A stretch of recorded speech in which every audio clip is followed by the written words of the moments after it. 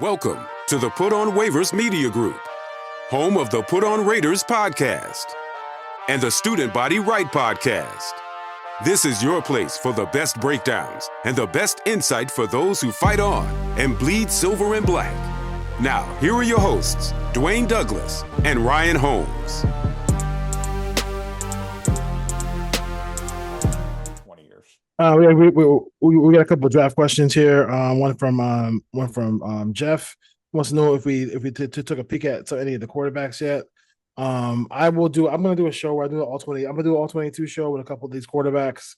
I think one I like right now, like I said, it can change, my list can change, but I do like what Ty Simpson's doing right at Alabama. I think I already posted a couple of really nice, ball placement videos for that he's done so far. I'm obviously Mendoza is going to be on top of everybody's list right now. But I usually do that right now I'm in the bye week, so I'll do some stuff this week because there's no games for the Raiders or the Trojans this week, so I got a chance to kind of dive in on that. Did you guys see anybody so far? I haven't broken anyone down. It's mainly mainly just in passing. I don't really get into college football until you get into second half of conference play, into the bowl season, and then you have time January, February before the combine to really break these guys down. So let's accumulate a body of work here. I do see the love in the scouting community for Ty Simpson. I haven't watched a ton of him. I will say this: he's not a big guy. He's 6'1", 200 pounds. This is not a big physical imposing guy. He hasn't played a lot of college football. So now you're in how many There's not a lot of starts. How many games? Not a lot of starts. Those would scare me. Now again, I haven't watched him. I can't tell you what kind of arm strength, anticipation, any of that. Just when you start looking he hasn't played a lot and he's not a big guy. And I don't, like I said, not having seen him play, I don't know if we're talking about an elite scrambler who's going to make a ton of plays with his legs. Probably not. So I would have some questions there. He may answer those.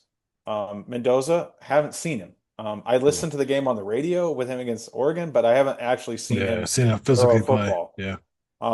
Dante Moore couldn't play at UCLA, smaller guy. Now, is he a product of the Oregon offense? Is he a good player? I don't know. We're going to have to break down the film as we get into the season. I did watch, and I think I texted you this, South Carolina game last week when I was on a plane. He was getting murdered. His offensive line is worse than the Raiders. He was getting murdered. Brutal. That poor kid. That poor kid had a bunch of different offers to leave, and he stayed, and he's getting murdered this year. He has arm strength. He can run. He's big, physical, he's strong. He's fast. He has traits. Is he Josh Allen when Josh Allen came out? I don't know, but is he Anthony Richardson? I don't know. We'll have to watch, but. You still got to go back to traits. If we're trying to get a guy that's going to be a top 5 to 8 guy in the NFL, it's usually not the little guy that's not very big or anything. Is Ty Simpson Drew Brees or is he Bryce Young? We don't know. So we'll see. But it's going to be interesting because where the Raiders are at, let's just say the NFL's bad this year at the bottom. If they finish 5th to 10th, they're not going to get a crack at the first or second guy unless a team's willing to trade. So now you got to start, okay, if Mendoza and Simpson are the top 2, now you got to start seeing the rest of these guys. Who's 3, 4, 5? And start looking at them. And maybe Sellers falls in there. I'm not a big Klubnik guy. I wasn't last year. I wasn't either. I'm not a huge I'm not a big Nussmeier guy. I wasn't last year. I was, but he failed me. A lot of these guys that we're talking about this year were guys that didn't get good grades last year. So I don't know why we put them up on a pedestal the year after.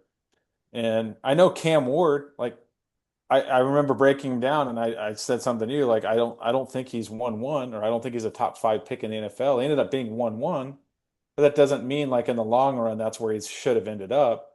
I had a lot of concerns watching the film. The low arm slot, the ball sailing on him over the middle, the turnover-worthy plays, just some careless stuff for the football. And all that stuff's showing up right now. He's on a bad team. So we'll see when it gets better. But, watching him play against the Raiders, I went back to my notes, and pretty much everything I had in my notes is what went wrong with him in the Raiders-Titans game.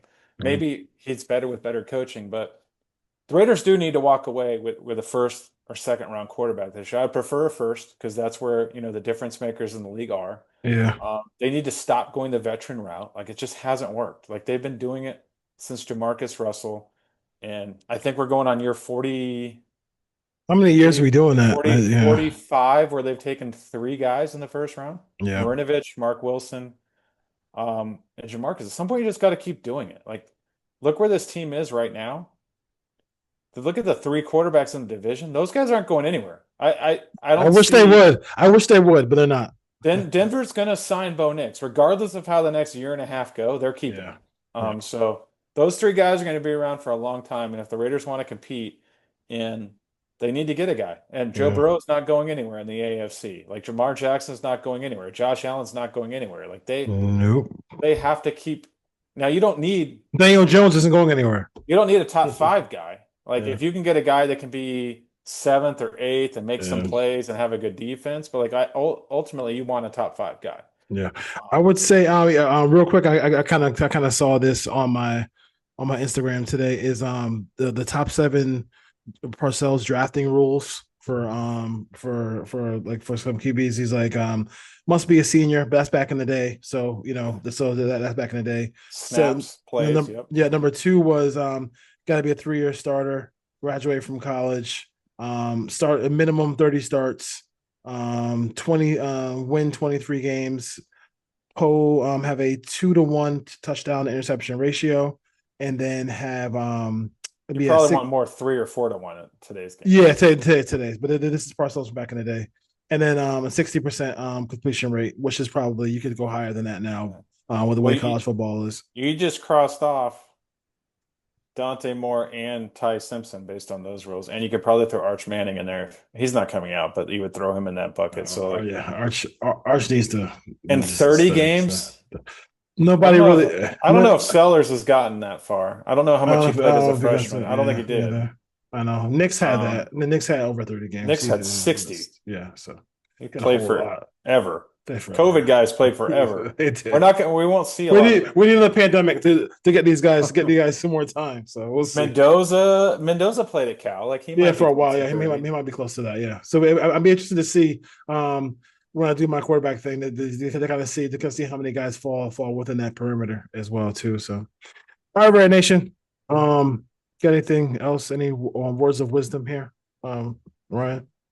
Yeah, play the young guys. So when I look at the all-22, at least I can focus on the future. Yes. I'm done breaking down Kai Blue Kelly and him giving up yards every week. Or hearing about Kai Blue Kelly. I don't want to hear about him anymore. This season is pretty, barring a miracle, like, this season at this point should be about developing and finding out who's going to be on this roster and give us something to talk about other than why they need to move on from the coach every year, or why Chip Kelly sucks, or why this or why that, or just play the young guys and let's see where this goes. We're not expecting them to win at this point. Like, just develop those guys. Yeah, and the reluctance to play them is just like, at some point we gotta do it. We gotta do it here because it's just crazy to watch. All right, Ray Nation, take care. It's a bye week. We'll see you next time. Peace. Later.